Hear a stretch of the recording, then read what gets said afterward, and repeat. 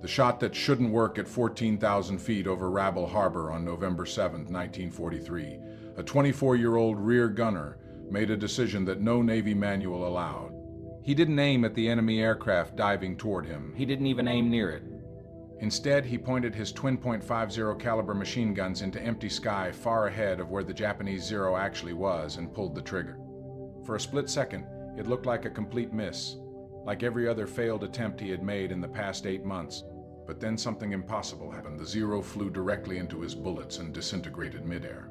That moment shouldn't have existed. It contradicted every hour of training, every diagram, every instruction drilled into American gunners since the beginning of the war.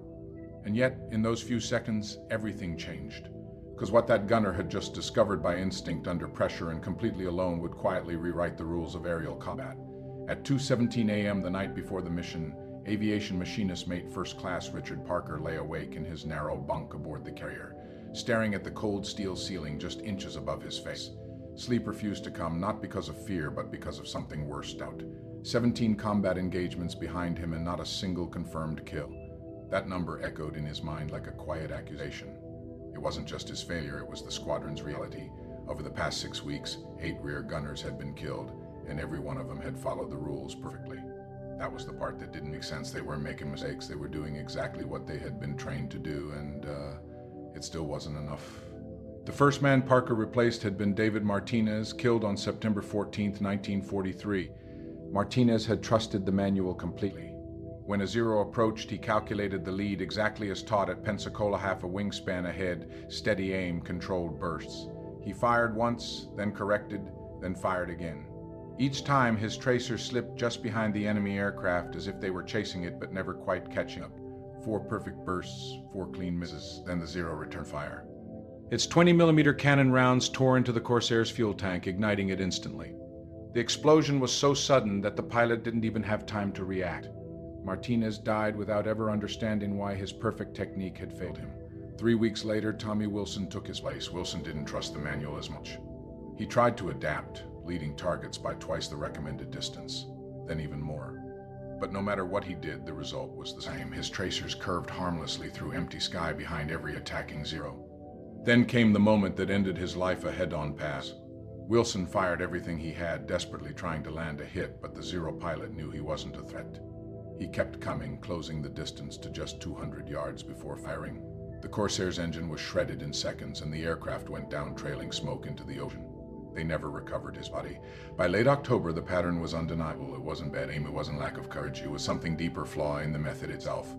The deflection shooting technique taught at every naval air station simply didn't work against a maneuvering enemy. But no one wanted to admit that the system had been built before the war, tested under controlled conditions, backed by mathematics and authority. Questioning it meant questioning the entire foundation of Navy gunnery training, so the pilots kept flying, the gunners kept aiming, and the Zeros kept surviving. And dying gunners kept being replaced by new ones who believed, at least for a little while, that the system would work for them. Parker had believed it too. On his 4th combat mission, he had followed the manual exactly, firing 3 carefully aimed bursts at an attacking Zero.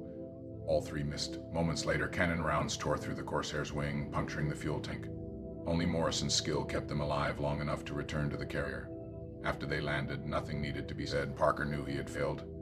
And that failure stayed with him, mission after mission, as he watched his tracers fall behind targets that seemed impossible to hit. The morning of November 7th began like every other mission routine on the surface, but heavy with unspoken tension. Intelligence had reported a strong Japanese response, and by the time Parker's squadron reached altitude over Rabaul, the sky felt like it was waiting for something. Then Morrison's voice cut through the silence, sharp and immediate.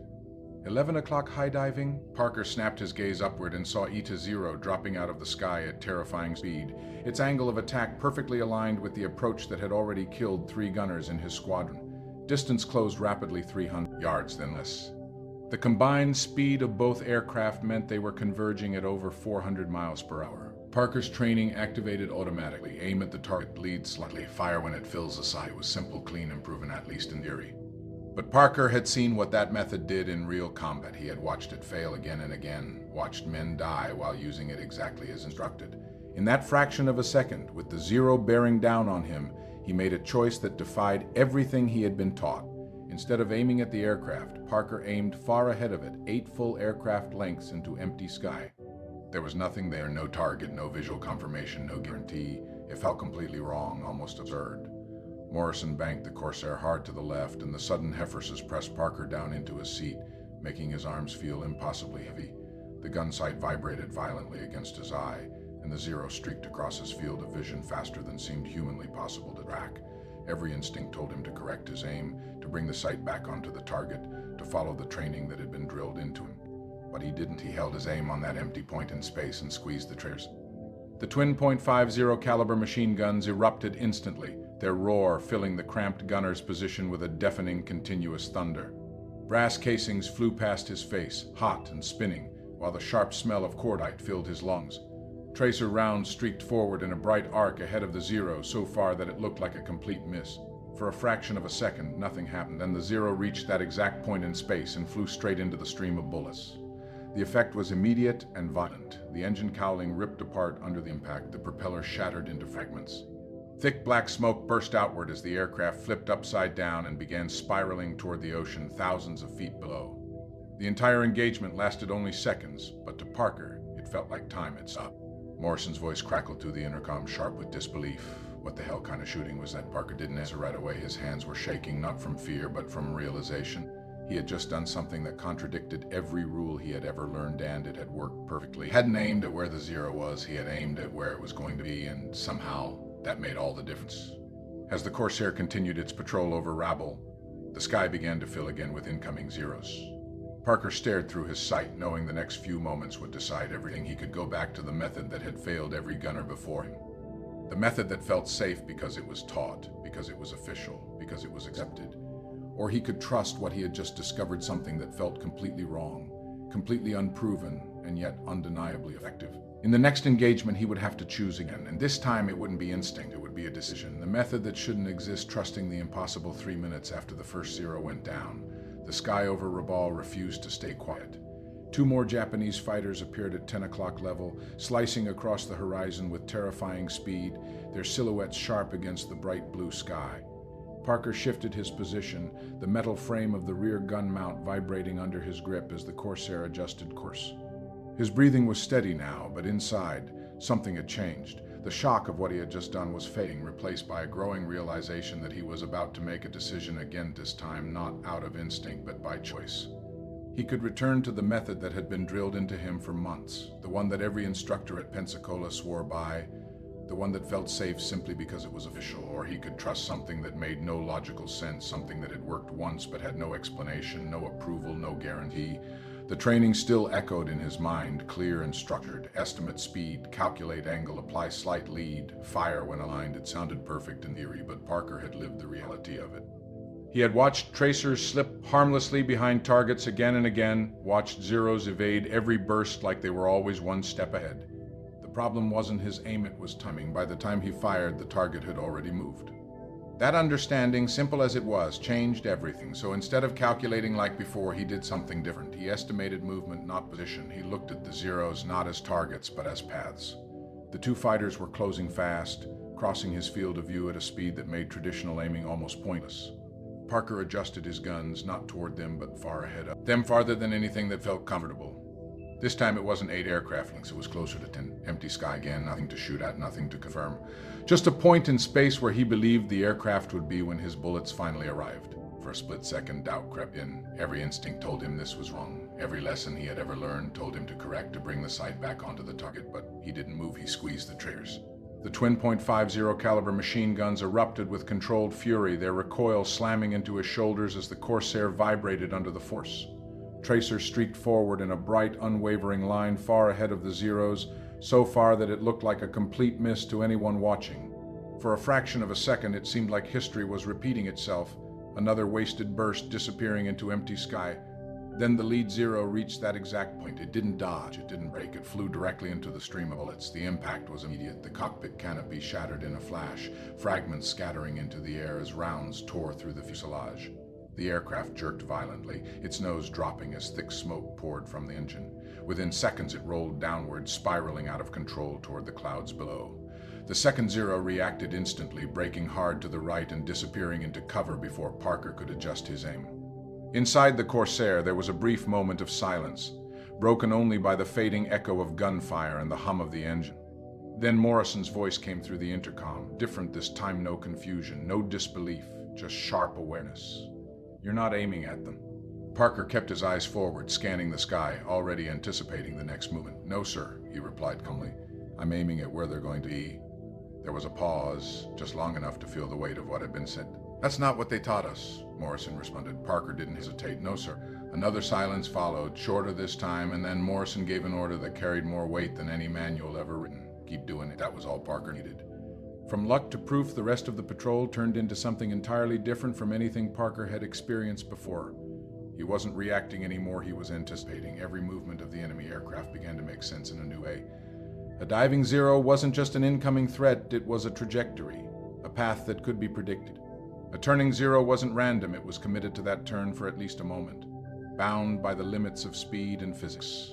For the first time, Parker wasn't chasing targets with his gunfire, he was placing his bullets where the fight was going to happen. Over the next 40 minutes, he had 3 more chances to test what he had discovered. Each time, the same decision repeated itself in his mind. Trust the training or trust the result. And each time, he chose the result. He aimed ahead, far ahead, into empty space that felt wrong every single time. And each time, the outcome proved him right. One Zero flew directly into a stream of fire and disintegrated midair. Another took multiple hits to the engine and broke off, trailing smoke, its pilot forced to disengage. The third narrowly escaped. Not because the method failed, but because Parker misjudged the lead slightly in error that showed him something important. This wasn't magic, it wasn't guaranteed. It was a system that worked when applied correctly and failed when misjudged. That realization mattered more than the kills, because it meant this wasn't luck, it was repeatable. By the time Morrison turned the Corsair back toward the carrier, the aircraft carried the scars of the engagement bullet holes in the tail, small punctures along the fuselage, reminders of how close they had come to not making it back. But inside the cockpit, something far more important had changed. Parker had gone from a gunner who couldn't hit anything to one who couldn't miss, at least not in the same way as before. And the difference wasn't skill, it wasn't better aim, it was understanding. When they landed, the usual post-mission routine began. Crews moved across the flight deck, checking damage, refueling aircraft, preparing for the next launch. But Parker wasn't focused on any of that. His mind kept replaying the engagements, each shot, each adjustment, each result. He was trying to understand what he had done, trying to break it down into something he could repeat again under pressure. Because one mission could still be dismissed as luck, even 2 could be coincidence, but this had been different, this had been consistent. And consistency meant something far more dangerous to the system he had been trained in. It meant the system might be wrong. Parker didn't fully understand the physics behind it yet, but the truth was already. Bullets took time to travel, even at extreme speeds. Targets moved during that time. Human reaction added delay. Every fraction of a second mattered. The standard method ignored those delays. His method accounted for them. That was the difference between missing and hitting, between survival and death. But there was still one question left unanswered. Could he do it again? On the next mission, under the same pressure, without hesitation? Because if he could, then this wasn't just a discovery, it was a revolution. The spread of a dangerous idea proving IT wasn't luck 3 days later. On November 10th, 1943, Parker climbed back into the rear gun position with a completely different kind of weight on his shoulders. The first mission could be dismissed. The second might still be questioned, but this one would decide everything. As the Corsair lifted off the carrier deck and joined the formation heading toward Bougainville, Parker could feel the tension building again, not from fear of the enemy, but from the pressure of expectation. Lieutenant Morrison had made it clear before takeoff. If we see Zeros, use whatever you did last time. I don't care what the manual says. That kind of trust was rare, and Parker knew it came with responsibility. If he failed now, it wouldn't just be his own doubt. Returning it would kill the only alternative they had. The formation reached altitude just after 900 hours, escorting a group of B-24 bombers heading toward Japanese supply positions. Anti-aircraft fire began almost immediately. Black bursts of flak scattering across the sky, forcing small course adjustments as the formation pushed forward. Parker scanned the horizon through his sight, his hands steady on the grips, his mind focused on one thing: timing. Not position, not alignment, but timing. He wasn't looking for where the enemy was, he was waiting to predict where they would be. Then Morrison's voice came through, sharp and fast. 2 o'clock, high 40s diving. Parker snapped his view upward and saw them immediately, 4 dark shapes dropping from altitude in a steep, aggressive attack. This was the kind of engagement that had killed gunners before: fast, direct, overwhelming. The kind of moment where hesitation meant death. The training told him to wait to get a clear sight picture to calculate carefully, but Parker didn't wait. He raised the guns and aimed far ahead of the lead, farther than he had ever dared before. 12 aircraft lengths into empty sky. No calculation, no hesitation, just estimation built on everything he had seen in the past missions. His brain wasn't thinking in numbers, it was reading motion. The angle of the dive, the speed of the approach, the way the aircraft held its line. He picked a point in space where the zero would be in just over a second and fired. The guns roared instantly, the recoil slamming into his shoulders as the Corsair shuddered under the force. Tracer streaked forward into empty sky, cutting a path that looked completely disconnected from the target. For a split second, it felt wrong again, like every miss before. Then the zero reached that exact point. The canopy exploded outward. The aircraft snapped downward into a vertical dive, smoke trailing behind it as control was lost completely. Parker didn't pause. He shifted his aim to the second zero, which was already adjusting its path, beginning a shallow turn while continuing its dive. That movement changed everything. Parker aimed even farther ahead this time, accounting not just for speed, but for the curve of the turn itself. He fired again. The rounds met the aircraft mid-turn. The left wing tore away from the fuselage in a violent break, sending the rest of the plane tumbling out of control. It didn't spiral, it collapsed, breaking apart as it fell. Inside the cockpit, Morrison's voice came through again, this time with something new in its certainty. You just got 2 in under 10 seconds. Parker didn't respond immediately. His grip tightened on the guns, his breathing controlled but heavy. This wasn't luck anymore. It wasn't a one-time instinct or a desperate guess. He had done it again, under pressure against a different attack pattern. And one thing, it worked. The beginning of something bigger. The remaining 2 zeros broke off their attack almost immediately, climbing away to regroup. It was a standard reaction when an attack failed unexpectedly, but something about this felt different. They hadn't just been forced back, they had been surprised. Parker watched them disappear into the distance, his mind already processing what had just happened. He checked his ammunition counter, around 200 rounds used, plenty left, but more importantly, every burst had counted. Every shot had been placed with purpose. The mission continued, but the pattern had changed. The zeros returned, this time in a larger group, 6 aircraft attacking from multiple angles, trying to overwhelm the formation. It was the kind of coordinated assault that had always been effective against American gunners. Too many targets, too many directions, too much chaos to calculate properly. But Parker wasn't calculating anymore. He was reacting based on prediction. He engaged 3 of them in quick succession. The first was a crossing target, fast and low. Parker aimed far ahead, fired, and watched the aircraft fly directly into the stream, its engine erupting in smoke before it veered away. The second came from above, diving at a sharp angle. Parker adjusted instantly, aimed even farther ahead, fired. This time the round struck along the fuselage, damaging but not destroying. The zero broke off, trailing smoke forced out of the fight. The third was different, had turned sharply just as Parker fired. His estimate was off by a fraction, and the rounds passed in front of the aircraft instead of meeting it.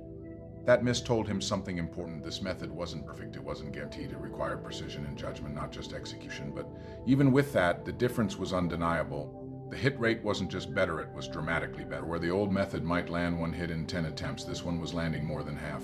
That kind of change didn't just improve survival, it changed the balance of the fight entirely. By the time the mission ended and the Corsair returned to the carrier, Parker had been responsible for multiple confirmed kills and at least 1 heavily damaged aircraft. The best performance any rear gunner in the squadron had recorded in a single mission. When he climbed down from the aircraft, the squadron commander was already waiting on the flight deck. The question came immediately. What are you doing differently? Parker tried to explain. He described aiming ahead, far ahead, at where the aircraft would be, not where it was. The commander listened carefully, his expression tightening as the explanation continued. It didn't match the manual, it didn't match the training, it didn't match anything officially recognized. It contradicts everything we teach. The commander said. Parker nodded. Yes, sir. There was a pause. The commander looked at Morrison. Morrison didn't hesitate. It works. That was the moment where everything could have stopped. Where the method could have been dismissed, rejected, buried under procedure and doctrine. Instead, the commander made a decision that reflected the reality of combat more than the authority of training.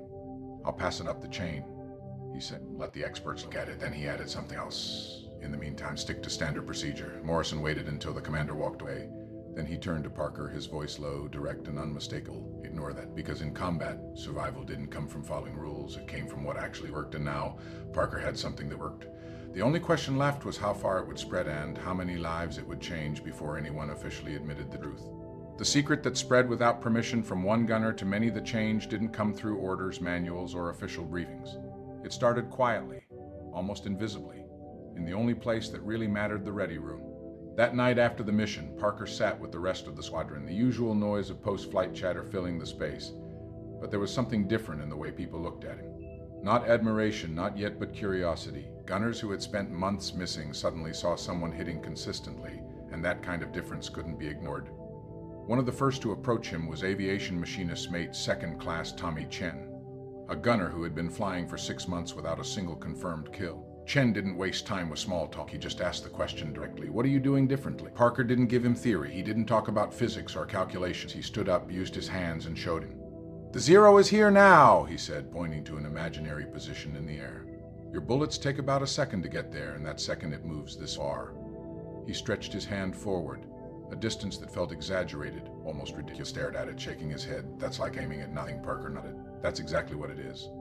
You aim at empty sky and trust that the aircraft will be there when the bullets arrive. It sounded wrong. It looked wrong. It went against everything Chen had learned, but Parker had something Chen didn't. Results. 2 days later, Chen flew his next mission over Rabaul. When the zeros came in, he hesitated for only a moment before trying it. He aimed far ahead, farther than he thought possible, and fired. The result was immediate. The zero flew straight into his tracers, its engine erupting in smoke before it broke apart. When Chen landed, he didn't say much. He just found Parker and said it actually works. That was enough. From that point on, the idea began to spread, not officially, not in reports or training documents, but from gunner to gunner.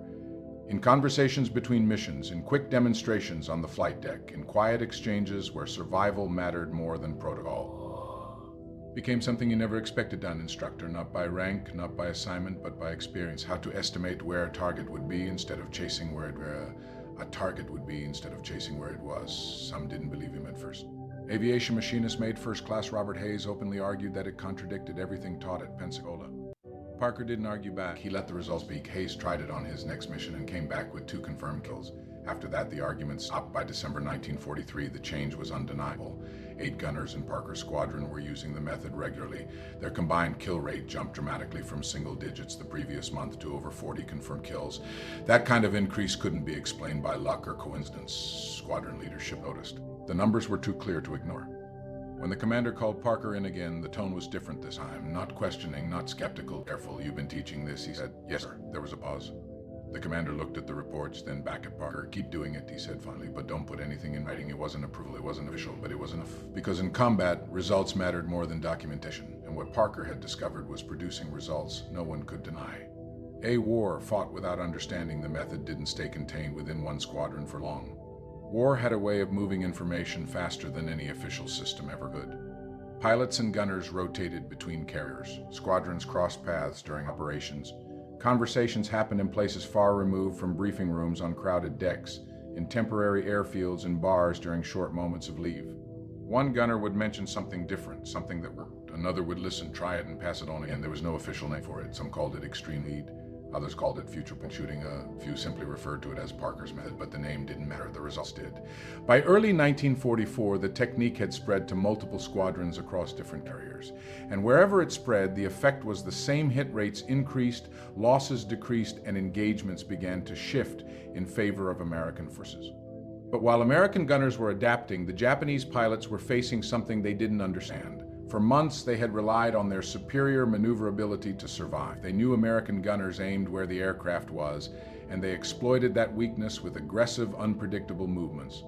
They called it dancing through the fire, forcing tracers to fall behind them, then reversing direction to attack again. But now, something had changed. American tracers were no longer trailing behind. They were appearing ahead of far ahead in places that didn't make sense. And then, seconds later, aircraft were flying directly into them. To the Japanese pilots, it didn't look like improved aim, it looked like prediction, like the Americans somehow knew where they were going before they got there.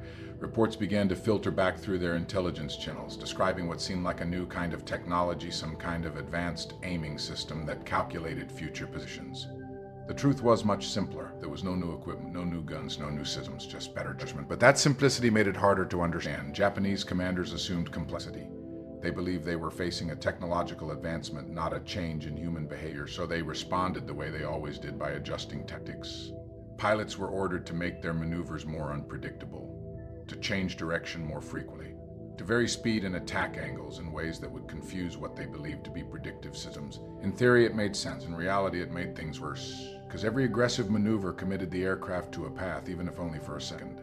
And that second was all Parker's method needed. A hard turn meant the aircraft would continue in that turn long enough for bullets to arrive. A steep dive meant the path could be predicted for just long enough to intercept.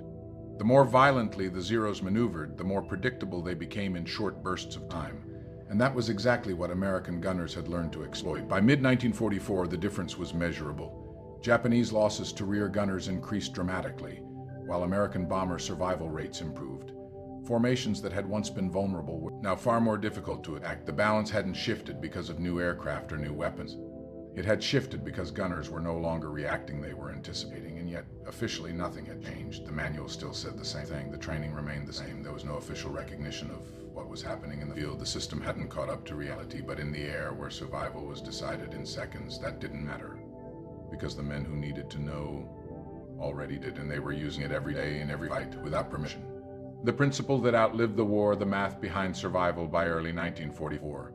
What had started as a single moment of instinct over Rabaul had quietly become a pattern across the Pacific. Gunners who once fired and missed were now firing and hitting. Aircraft that once returned riddled with damage were coming back intact. And yet, for all the change happening in the air, almost no one had fully explained why it worked. Parker himself didn't think in formulas. He thought in movement, in timing, in that invisible space between where something was and where it would be. But behind that instinct, there was a truth that had been overlooked since the beginning of the war, a truth so simple it had been ignored. Bullets took time. That was the missing piece. Not much time, not enough to notice in training, but enough to matter in combat. A .50 caliber round left the barrel at nearly 2,800 feet per second, faster than anything the human eye could track. On paper, that speed seemed instantaneous, but in the real world, at engagement distances of 300 to 500 yards, it wasn't. It took half a second, sometimes closer to a full second, for those rounds to reach the target. And during that time, the target didn't stand still. A Japanese Zero traveling at combat speed could cover hundreds of feet in that same fraction of a second. Add in the delay between perception and action, the time it took for a gunner to see the target, decide to fire, and physically squeeze the trigger, and the gap widened even more. By the time the bullets arrived, the aircraft had already moved far beyond the point where the gunner had aimed. That was why the tracers always passed behind. That was why perfectly trained gunners kept missing. That was why the manual failed. The entire system had been built around a simplified idea of motion, one that assumed targets would behave predictably and that human reaction was fast enough to compensate for delay. But combat didn't follow those assumptions. It never had. Parker's method didn't reject the physics, had embraced it. Without writing it down, without calculating it formally, he accounted for everything that mattered. Bullet travel time, reaction delay, target velocity, maneuver commitment. He combined all of it into one simple adjustment. Aim farther ahead than feels right, not slightly ahead, not reasonably ahead, impossibly ahead, date aircraft length 10, sometimes even more, depending on the angle and speed. It looked wrong because it ignored what the eye saw in the present and trusted what the mind predicted about the future. That shift from reacting to anticipating was the real breakthrough. Other gunners began to feel it too. At first, it was uncomfortable. Every instinct told them they were aiming too far, that they were wasting ammunition into empty space. But then the results came. Aircraft flying into their fire instead of away from it. Hits that felt delayed but decisive. The strange realization that you weren't shooting at the enemy, you were placing bullets where the enemy would arrive. And once that understanding clicked, everything changed, because the sky was no longer something to react to. It became something you could read. War I, without permission, what made Parker's discovery even more remarkable was not just its effectiveness, but how it spread in complete defiance of the system that should have controlled it. Military doctrine is built on structure, on approved methods, standardized training, and clearly defined procedures. But war has a way of exposing the limits of that structure. When survival is on the line, results matter more than rules, and Parker's method delivered results that no official doctrine could match, so it spread organically, unstoppably. It moved through conversations rather than commands. One gunner explaining to another in the few minutes before a mission, a quick demonstration using hand gestures to show distance and timing. A shared moment after successful engagement where someone asked, "What did you just do?" There were no manuals, no diagrams, no formal lessons, just experience passed from one person to another, refined with each mission, strengthened with each success. And with every new gunner who adopted it, the effect multiplied. Entire squadrons began to change their behavior. Instead of waiting for the perfect shot, they fired earlier, aiming farther ahead. Instead of chasing targets, they intercepted them. The rhythm of combat shifted. Zeros that once pressed attacks confidently now broke off sooner. Pilots who relied on maneuverability found themselves flying into carefully placed streams of fire. The balance of power in these engagements didn't shift dramatically all at once. It tilted, gradually but decisively, in favor of the gunners. But while American crews were adapting rapidly, Japanese forces were trying to understand a problem they couldn't clearly see. Their pilots reported something unusual, tracers appearing in empty space ahead of them, followed by impacts seconds later. It didn't look like improved aim, it looked like prediction, and in a way it was, but not through technology, through understanding. Japanese intelligence officers analyzing these reports reached a logical but incorrect conclusion. They believed the Americans had developed some kind of advanced targeting system, perhaps a mechanical or optical device capable of calculating future positions. It was the kind of solution they expected from a technologically capable opponent. The idea that individual gunners were simply changing how they aimed without new equipment, without formal training, seemed too simple to be the answer. So they responded to the wrong problem. Pilots were instructed to become more erratic, to change direction more frequently, to vary their speed and approach angles in ways that would disrupt predictive targeting systems. On paper, it made sense. If the enemy could predict movement, then the solution was to eliminate predictability. But in reality, every maneuver still obeyed the same physical limits. An aircraft couldn't instantly reverse direction. A high-speed dive couldn't stop without a gradual pullout. Even the most aggressive evasive action created short windows of predictability, brief moments where the aircraft's path was committed. And those moments were exactly what Parker's method exploited. The more violently the Zeros maneuvered, the more those brief commitments stood out. The more they tried to confuse prediction, the more readable they became. And the gunners, now trained by experience rather than doctrine, adapted faster than any manual could keep up with. By mid-1944, the results were undeniable. American bomber formations were surviving at higher rates. Rear gunners were scoring more hits. Engagement outcomes were shifting in ways that couldn't be explained by aircraft performance alone. Something fundamental had changed, not in the machines, but in the people using them. And yet, officially, nothing had changed at all. Because the system hadn't approved it, the men had. The legacy of aiming into the future when the war finally ended, and the urgency of survival gave way to analysis. The military began to examine what had actually happened in the skies over the Pacific. Reports were gathered, statistics compared, patterns studied. And buried within all of that data was a clear and undeniable truth: units that had adopted extreme lead deflection, whether formally or informally, had achieved significantly better results than those that relied strictly on standard doctrine. It wasn't a minor improvement, it was transformative. Hit probabilities increased several times over, aircraft losses decreased, mission success rates improved.